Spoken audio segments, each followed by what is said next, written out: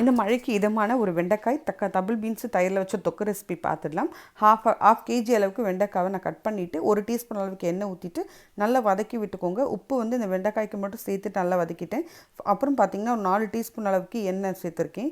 கடுகு 1 டீஸ்பூனு, உடச்சி உளுந்து ஒரு 1/2 டீஸ்பூனு, 1/4 டீஸ்பூன் அளவுக்கு சீரகம், அதுக்கப்புறம் ஒரு வெங்காயம், கருவேப்பிலை, தக்காளி வந்து ஒரு மீடியம் சைஸ் தக்காளி 2 சேர்த்துருக்கேன்.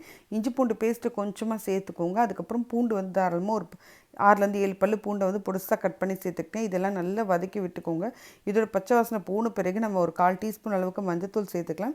அதோட பச்சை வாசனை போன பிறகு நான் வந்து ஒன்று சேர்த்துருக்கேன். பார்த்திங்களா, 1 டீஸ்பூனுக்கு கொஞ்சம் கூட வந்து குழம்பு மிளகாய்த்தூள், உப்பு தேவையான அளவுக்கு சேர்த்து வதக்கி விட்டுட்டு அதுக்கப்புறம் வந்து நம்ம வேக வச்ச டபுள் பீன்ஸு அதோட தண்ணி கொஞ்சம் சேர்த்துக்கிட்டேங்க. சேர்த்து நல்ல குழைவாக வந்த பிறகு நம்ம வெண்டைக்காவை சேர்த்துக்கலாம். நல்ல குழைவாக வந்த பிறகு தயிர் வந்து பார்த்திங்கன்னா ஒரு 3 டீஸ்பூன் அளவுக்கு புளிக்காது கெட்டி தயிராக சேர்த்துக்கோங்க.